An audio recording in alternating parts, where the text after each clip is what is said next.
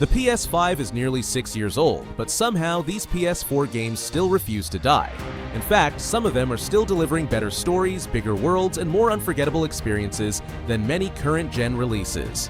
Today, we're counting down 14 PS4 games that haven't just survived the new generation. They're still competing with it. So before you spend money on another brand new PS5 game, check your library. You might already own something better.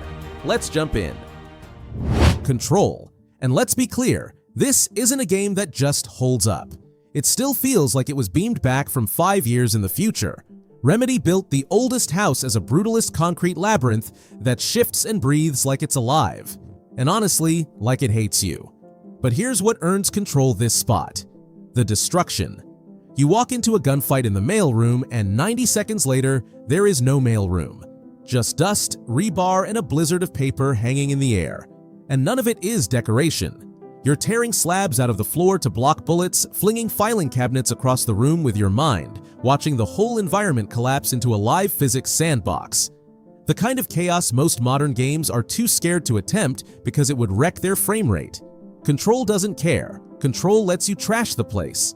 It's a telekinetic power trip wrapped in an SCP fever dream, and with the sequel on the way, there's never been a better time to step inside the oldest house.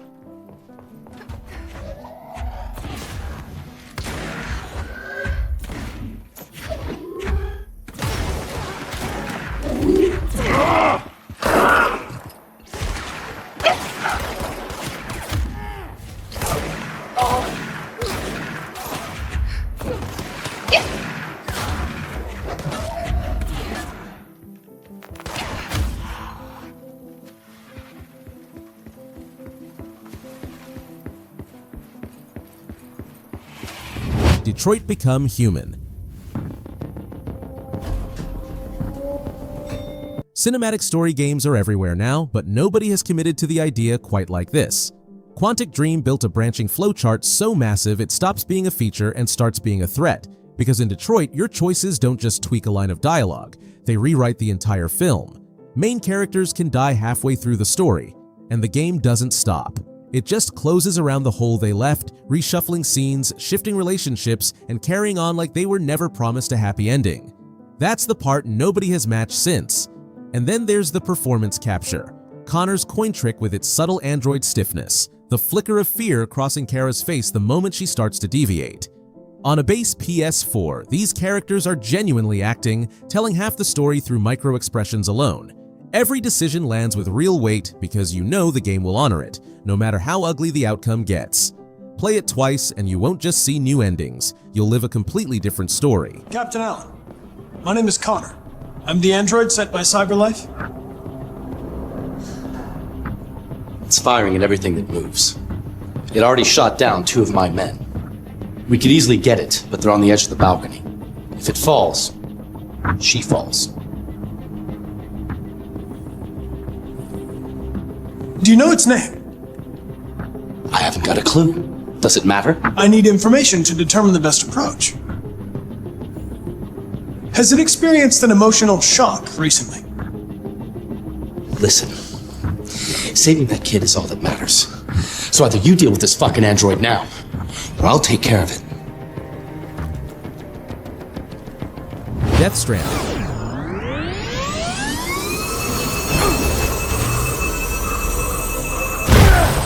We're not relitigating the walking simulator debate. The sequel's out, the world caught up, Kojima won. But going back to the original is where you see the raw genius. This is a game where the ground itself is the enemy. Not a boss, not a soldier, just a too steep slope, loose rock, and 80 kilos of cargo strapped to your back after the rain. Every step is a decision. You're redistributing weight, feathering the triggers to stay balanced, holding your breath as your carrier snags on a boulder and nearly spills someone's lifeline down a cliff. On paper, delivering packages sounds mundane. In practice, it becomes something strange and meditative, a white-knuckle hike that somehow calms your soul. And then the magic trick. A ladder appears, left by another player you'll never meet, bridging the exact ravine that broke you an hour ago. That quiet, invisible connection between strangers hits harder than most scripted emotional beats ever could. And the Decima engine runs it all on a base PS4 like it's nothing. A stubborn, singular masterpiece, there's still nothing else like it.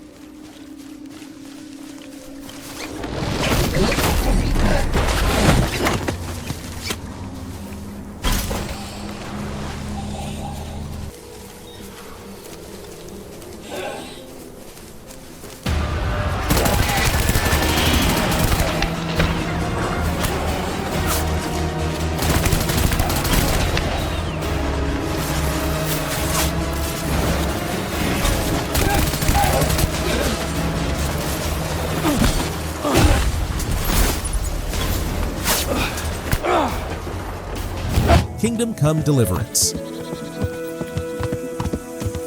May I have your attention for a moment? With the sequel out and thriving, players are rediscovering just how deep the original simulation runs.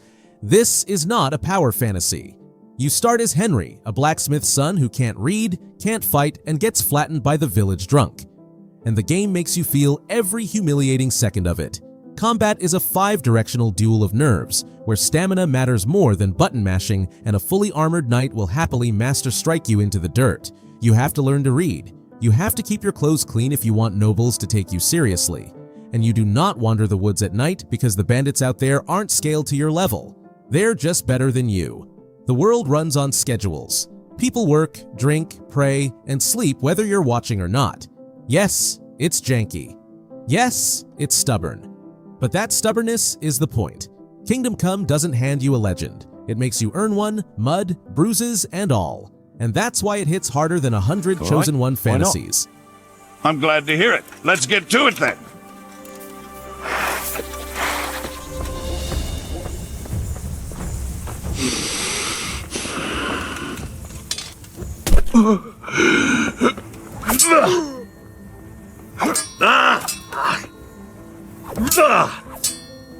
Herrgott! Take that. Is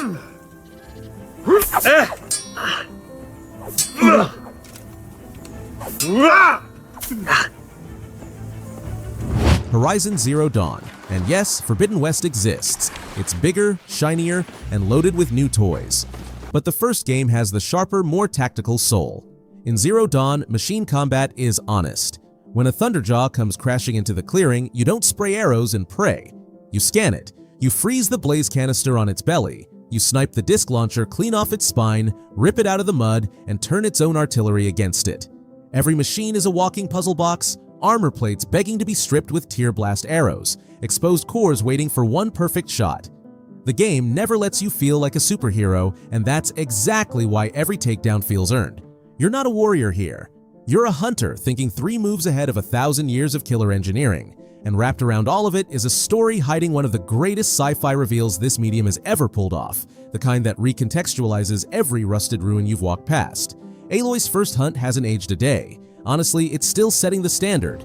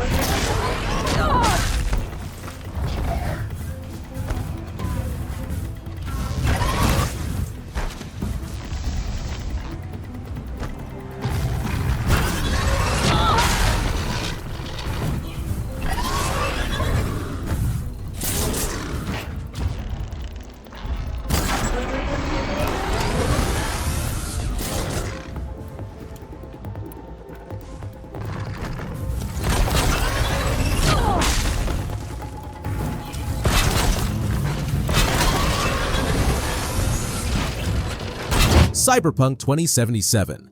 And yes, I mean the PS4 version. I know how that sounds. The launch was a catastrophe, pulled from the store, the punchline of an entire industry. But after Update 2.0, especially running through backwards compatibility with the free upgrade, what's sitting there now is a different beast entirely. Forget the redemption arc for a second though, the real reason it's on this list is Night City itself. No modern open world has matched this vertical density. Streets stacked on walkways, stacked on undergrounds, stacked on megabuildings, with NPC routines colliding into this crushing, neon-drenched sense of scale. And you, one piece of walking chrome in a very hungry ant farm. Then there's the build variety most RPGs can only dream of. A netrunner emptying a building through a camera across the street, or a monowire maniac who just walks in the front door. And because you never leave V's head, every betrayal, every quiet moment with Johnny hits with a directness a third-person camera can't touch. The vision was so big it broke the console it launched on, but the vision was real.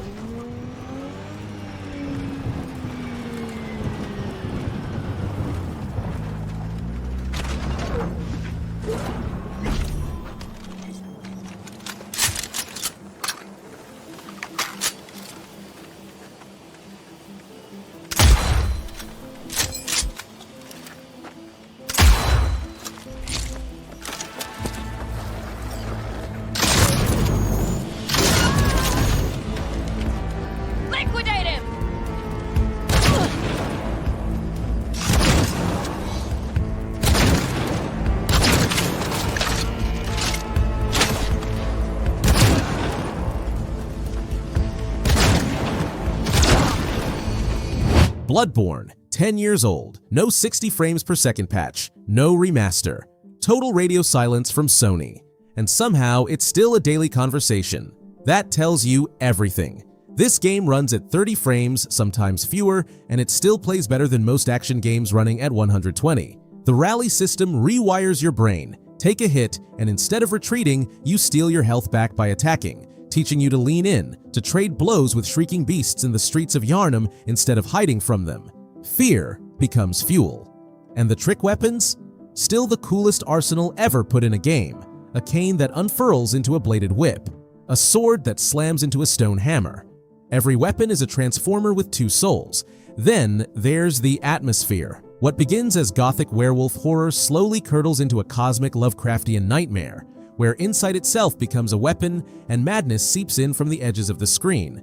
From Software has made bigger games since, more polished ones too. But Bloodborne remains their most perfectly distilled nightmare, singular, oppressive, and unforgettable.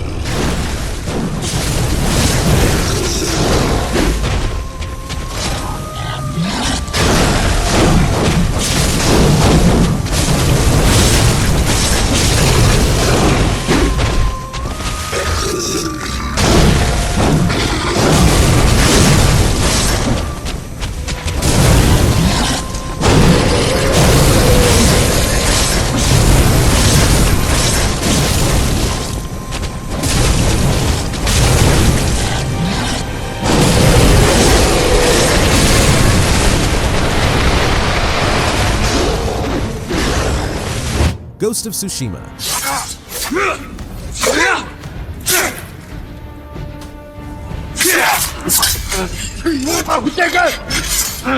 Gorgeous, yes. Great combat, yes. But the reason it's this high on the list is the wind. Sucker Punch had a problem. How do you guide players through an open world without a minimap junking up the screen? Their answer was borderline insane. They made the wind itself your GPS. Swipe the touchpad and a gust rolls across the island, bending the grass, tearing leaves off the trees, dragging pollen across golden fields, all of it pointing toward your objective. Your eyes stay on the world, not on a compass. And that one decision changes everything, because Tsushima stops feeling like a checklist and starts feeling like a place. Layer on the standoffs, that agonizing wait, hand hovering over the blade before one perfect strike drops 3 men. Add Kurosawa mode, the swaying pampas grass, a genuinely respectful love letter to samurai cinema, and you get a game of rare artistic conviction.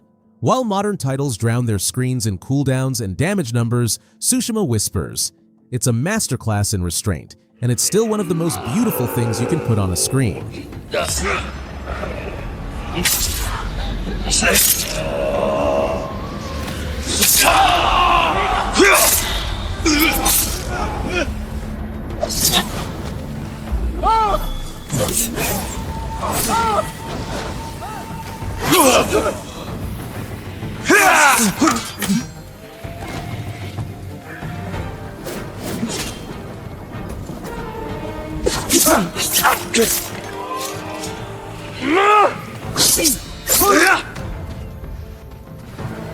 Uncharted 4: A Thief's End.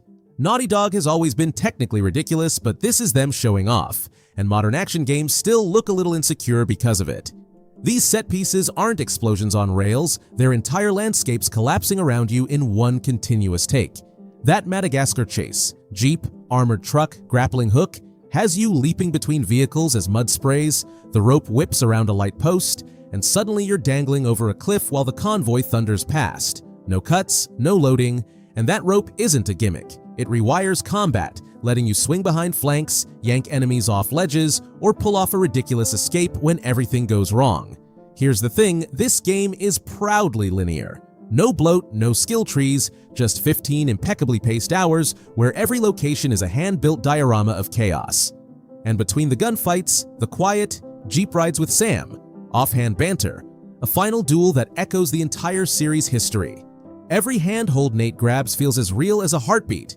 Years before the remaster, this already felt like a lost PS5 game.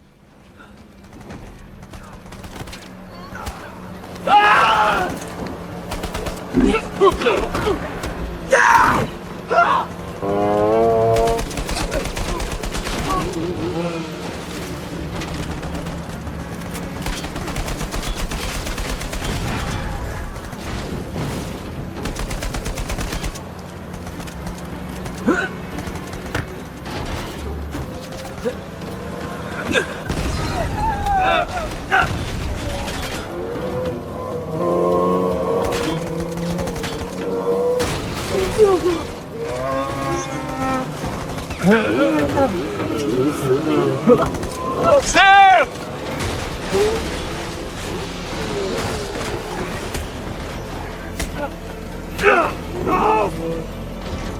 Sekiro's shadows die twice. If Bloodborne is the heart, Sekiro is the spine. Pure, unyielding steel.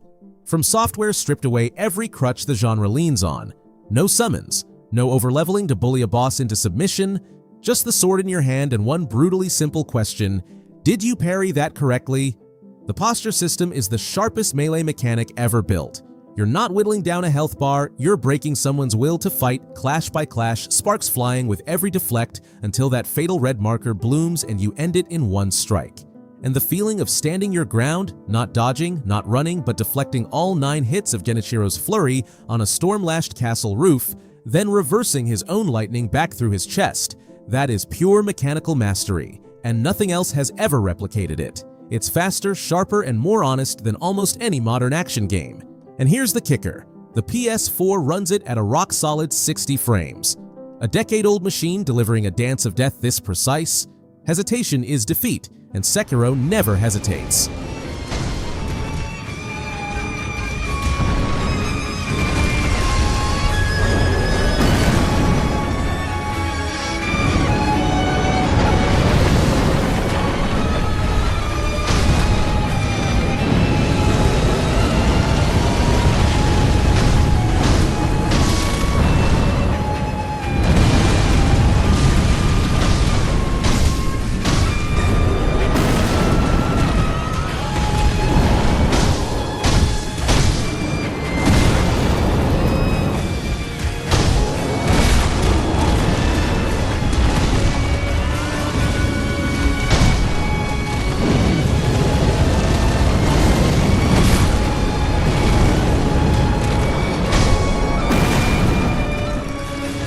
God of War, the 2018 reboot.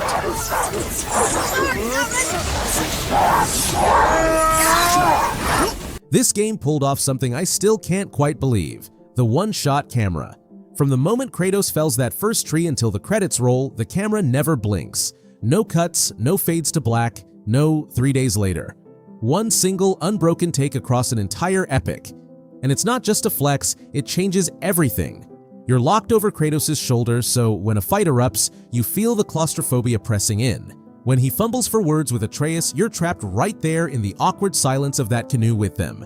Then there's the Leviathan axe, throwing it, fighting bare-fisted for a few desperate seconds, then calling it back and feeling that thunk land in your palms through the controller. Some of the most tactile feedback ever coded, but the real miracle is Kratos himself. A rage monster recontextualized into a tired, emotionally stunted father, terrified of the god he might pass on to his son. It's an all-timer character arc told through one continuous, intimate lens. The sequel went bigger, but the original is airtight.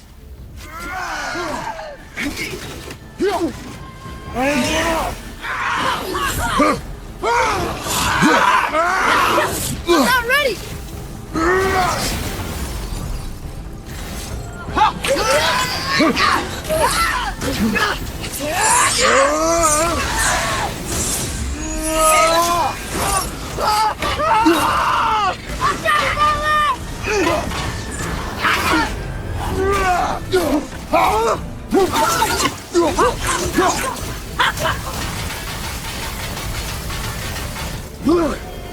Stop! Need more time!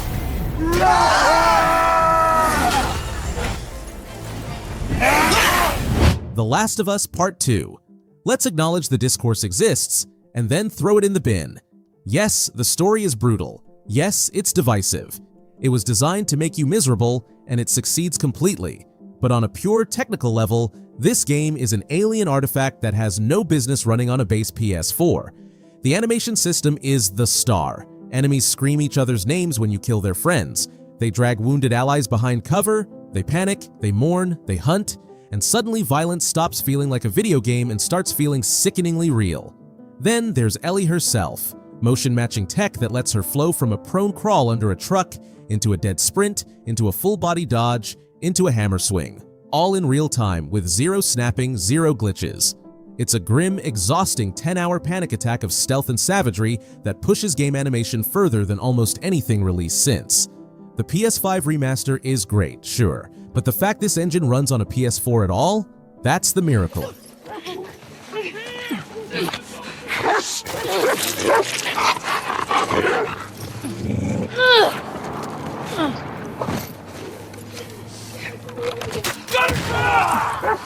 I hear her running! Run over here!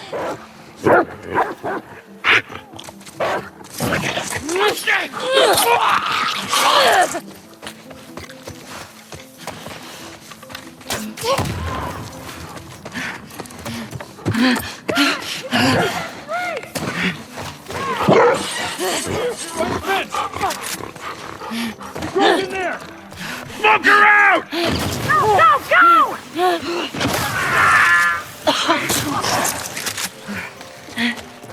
Trespasser in here!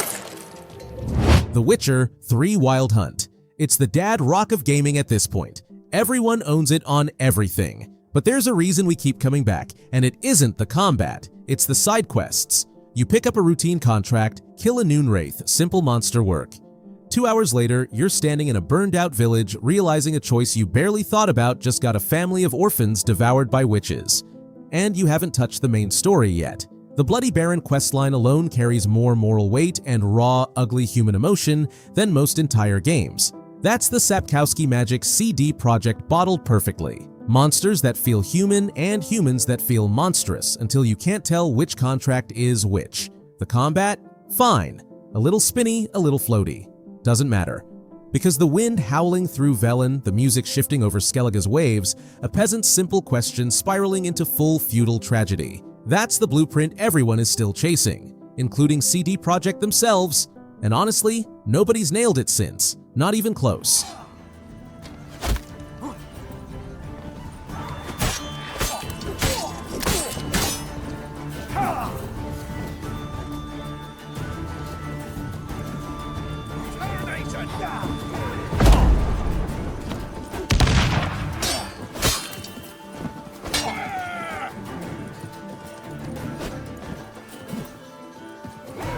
Right, man, numbers!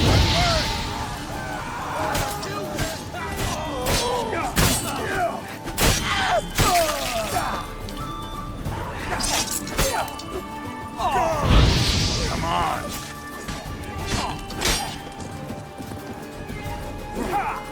Anakin of the gods!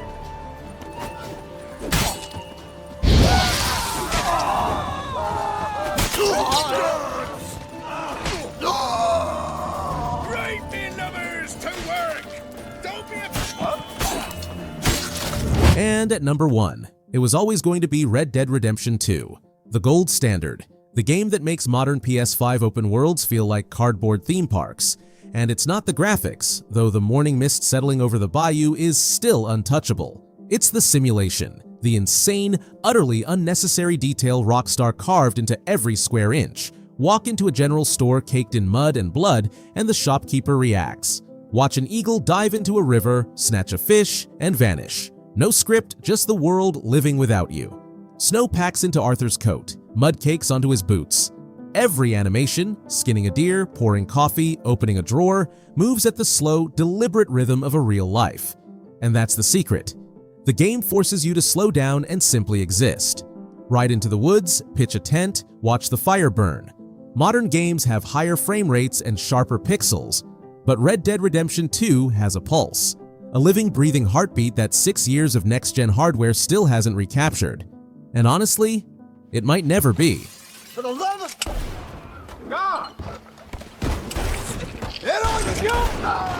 I thought Flynn was coming! Any fool that sticks around is gonna be a death!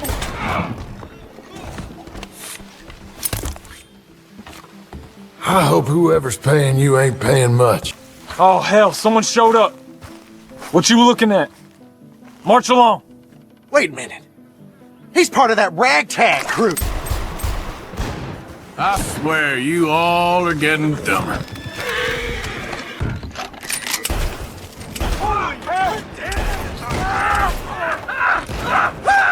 I'm holding you.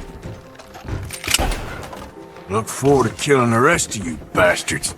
You best think of